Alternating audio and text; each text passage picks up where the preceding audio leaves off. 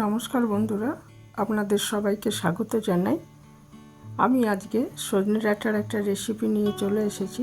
এই সময় তো সব বাড়িতেই সজনে ডাঁটা অবশ্যই হয়, তো অনেক রকমভাবে হয়। আজকে আমি একরকমভাবে রেসিপি শেয়ার করেছি, এর জন্য আমি কিছু সজনে ডাঁটা নিয়ে নিয়েছি। এখন নতুন উঠছে ডাঁটাগুলো, এমন কিছু পুষ্ট হয়নি। তো এইভাবে যদি সজনে ডাঁটা করা হয় তাহলে খুবই ভালো লাগে, সেটাই শেয়ার করেছি আপনাদের সাথে। তো সজনে ডাঁটাগুলো আগে কেটে আঁশ ছাড়িয়ে ভালো করে ধুয়ে রাখবো। আর এদিকে আমি একটা বাটিতে 2 চামচ সাদা সর্ষে বা হলুদ সর্ষে, 1 চামচ পোস্ত আর 4টে বাদাম এটা ভিজিয়ে রেখে দিচ্ছি। ইচ্ছে করলে গরম জলে ভিজিয়ে রাখতে পারেন, তাতে বাড়তে সুবিধা হবে। তো আমি ঠান্ডা জলেই ভিজিয়েছি। তো শুধু পোস্ত বাটতে হলে আমি গরম জলে ভিজিয়ে রাখি। তো এটা 10-15 মিনিট ভিজুক, ততক্ষণে আমি এদিকে সজনে ডাঁটাগুলো কেটে ধুয়ে নিয়েছি। আর নিয়েছি 1 টুকরো কুমড়ো, 4-5টা শিম রয়েছে এখানে, আর একটা আলু রয়েছে। এগুলো কেটে ধুয়ে নিয়েছি।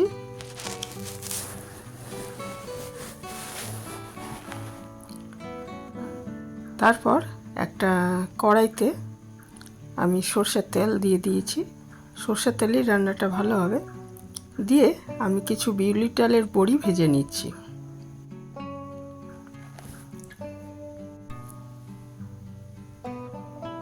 বিউলি চালের বড়িটা ভাজা হয়ে গেলে সেটা তুলে নেব। নিয়ে ওই কড়াইয়ের মধ্যেই আর সামান্য সর্ষের তেল দিয়ে আমি ফোড়ন হিসাবে দিয়েছি কালো জিরে।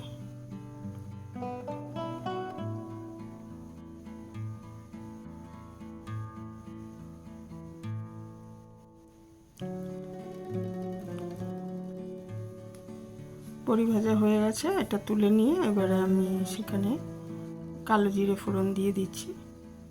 ফোড়নটা একটু ভাজা হয়ে গেলে, ভাজা গন্ধ ছেড়ে গেলে, ওর মধ্যে প্রথমে আমি একটু আলুটা ভেজে নিচ্ছি।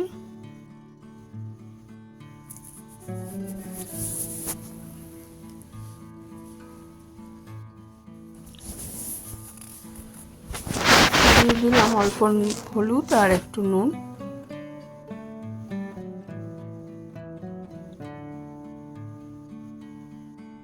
ভালো করে ভেজে নিচ্ছি। নিয়ে একটু ভাজা হয়ে গেলে এর মধ্যে শিম আর কুমড়োটা দিয়ে দিলাম।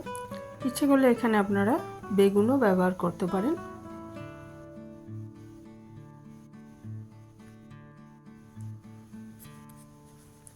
দিয়ে এটা ভালো মতো কষিয়ে নিচ্ছি।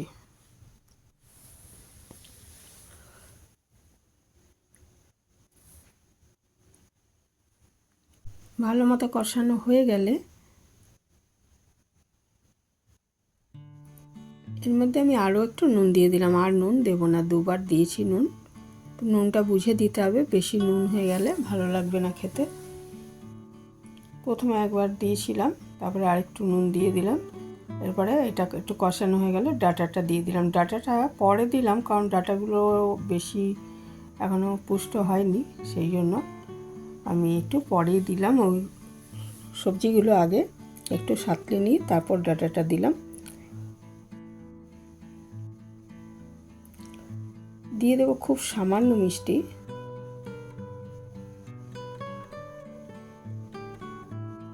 আর এদিকে আমি কিন্তু ওই 2 চামচ সর্ষে, 1 চামচ পোস্ত আর বাদাম ভিজিয়ে রেখেছিলাম, সেটা বেটে নিয়েছি। একটু দিলাম কাশ্মীরি লাল লঙ্কার গুঁড়ো দিলাম, জাস্ট রং হওয়ার জন্য। পোস্ত সর্ষের সঙ্গে এবং ওই যে বাদামটা, ওর সঙ্গে কিন্তু আমি 2টো কাঁচা লঙ্কা বেটে রেখেছি। কাঁচা লঙ্কাটা আর আমি দেখাইনি, কিন্তু 2টো কাঁচা লঙ্কা বেটে রেখেছি। আর এটাকে এবারে একটু জল দিয়ে, হাফ গ্লাস মতো জল দিয়ে আমি মিনিট 4-5 সেদ্ধ করে নিচ্ছি ঢাকা দিয়ে, যাতে সব কিছু সেদ্ধ হয়ে যায়। সর্ষে পোস্তের এরকম মিশ্রণটা মাকে দেখেছি সবসময় কিন্তু পরে দিতে, যখন হয়ে যাবে সেদ্ধ তরকারিটা তখন দিতে দেখেছি। তো আমিও সেইভাবেই দিই। বড়িটাও দিয়ে দিয়েছিলাম যাতে সেদ্ধ হয়ে যায়। মিনিট 4-5 পরে খুলে দেখতে হবে যে সেদ্ধ হয়ে গেছে কি না ডাঁটা এবং সবজিগুলো। যদি সেদ্ধ হয়ে গিয়ে থাকে তাহলে ওই যে বেটে রেখেছি পোস্ত, সর্ষে আর বাদাম, সেই মিশ্রণটা আমি এর মধ্যে দিয়ে দিচ্ছি।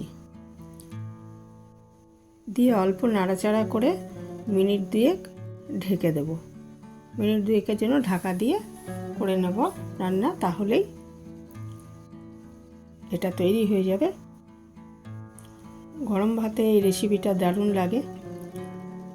আর নামানোর আগে মানে গ্যাসটা বন্ধ করার আগে শুধু একটু ধনেপাতা ছড়িয়ে দেব। মিনিট 2 পর, কারণ সবজি আগে সেদ্ধ হয়ে গেছিলো, মিনিট 2 পর এটা আমি বন্ধ করে দিচ্ছি আর একটু ধনেপাতা ছড়িয়ে দিচ্ছি।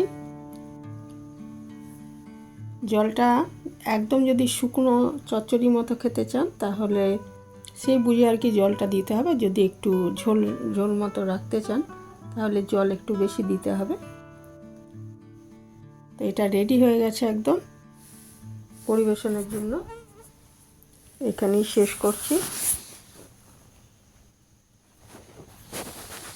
ভালো থাকবেন সবাই।